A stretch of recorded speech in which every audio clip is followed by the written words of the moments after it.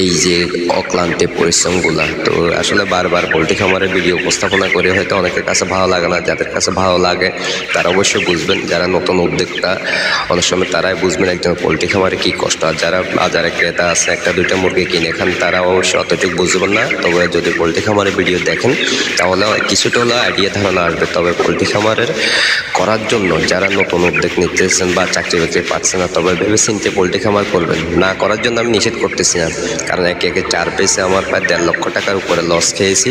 Loss খাওয়ার পরবর্তীতে আমরা কোনো চাকরি বাকরি নাই, বাধ্যতামূলক এই ব্যবসাটা করতে বাধ্য হইতো। তো ও যদি একটুখানি আমাদের ভিডিওর মাধ্যমে যদি আপনার কাছে ভালো লাগে, যদি আপনার সচেতন হন, তাহলে অবশ্যই একটু উপকৃত মনে হবো। তো আমার এই ভিডিওর মাধ্যমে 21তম দিনে ঘন রাখতে হয়। এই পর্যন্ত 4 বার খামারের লিটারগুলো চেঞ্জ করছি। ভিজে যায় 2-3 দিন পর পর চেঞ্জ করতে হয়। অনেক টাকা খরচ, প্রায় 7,000 টাকা চলে গেছে 21 দিনের মধ্যে। আজকে আবার ঢুকাতে হবে 3,000 টাকা। তো পোলট্রি খামার করাটাই অনেক টাফ ব্যাপার। দেখতে সৌন্দর্য লাগলে কী হবে, এই কনকনে শীতের মধ্যে নিজের রক্ত পানি করে আসলে পোলট্রি খামারগুলো আমরা আপনাদের জন্য সবসময় বাজারজাত করার জন্য উপস্থাপনা করে বা তৈরি করে দিই।